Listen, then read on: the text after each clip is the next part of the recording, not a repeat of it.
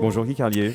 Bonjour Marco, bonjour Julie, bonjour à tous. Vous êtes bien sûr de vouloir nous parler de Ben Laden? Oui, vous avez pâli, Marco, ce matin, quand je vous ai annoncé que Ben Laden passerait sous la douche froide. Il faut dire qu'on est plus habitué aux railleries des humoristes et des chroniqueurs sur Besson ou Ségolène Royal que de les entendre dire que Ben Laden est un bel enfoiré. Ils ont tort car leur crainte donne une légitimité à Ben Laden et crée un amalgame entre l'islam et Al-Qaïda, alors que, on le sait, les millions de musulmans qui pratiquent leur culte, qui prônent respect et tolérance, n'ont rien à voir avec un tordu qui se prend pour le roi du monde. Pourtant, vous qui nous écoutez, je le sais, ce matin, les menaces de Ben Laden vous vrillent le cerveau et vous pourrissent le petit déjeuner. Déjà que vous étiez énervé par la brique de lait que vous ne parveniez pas à ouvrir. Vous savez, cette fameuse brique de lait sur laquelle figure la mention « ouverture facile », tellement facile qu'on finit par l'ouvrir au couteau et qu'on se retrouve avec une mare de lait sur le plan de travail, une mare de lait vite recouverte par le café moulu, sur lequel le paquet duquel il y a aussi écrit « ouverture facile ». Pourtant, une fois que vous aurez domestiqué le petit déjeuner, la journée se présentait bien.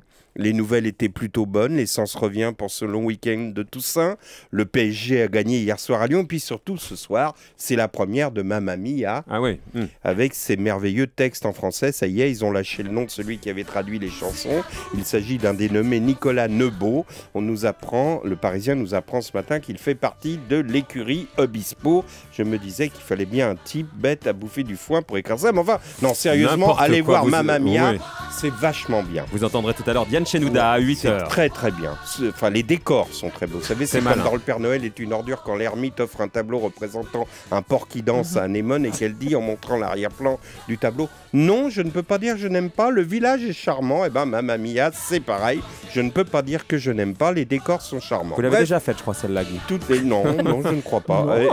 Tout allait bien ce matin. Et voilà le barbu qui sort de sa grotte pour nous menacer. En plus, quand c'est Ben Laden, ça nous angoisse vraiment. Parce que, par exemple, quand c'est le Mollah Omar, ça le fait pas. Tout le monde s'en fout, on n'arrive pas à le prendre au sérieux. Je ne sais pas si ça tient à son œil de verre, au fait qu'il échappe aux Américains en s'enfuyant sur une mobilette. Vous vous souvenez, c'est vrai, un Mollah qui échappe à l'armée américaine sur une moto-bécane orange avec une queue de Davy Crockett accrochée au guidon ne pourra jamais être crédible. En plus, comme nom, Omar, ça fait crustacé. Pendant qu'on y est, pourquoi pas Mollah Gambas ou langoustine. D'ailleurs, on ne l'entend plus guère. Il paraît que Ben Laden l'a laissé tomber le jour où il s'est rendu compte qu'en matière de fruits de mer, Paul le poulpe était infiniment plus populaire que Mollah Omar.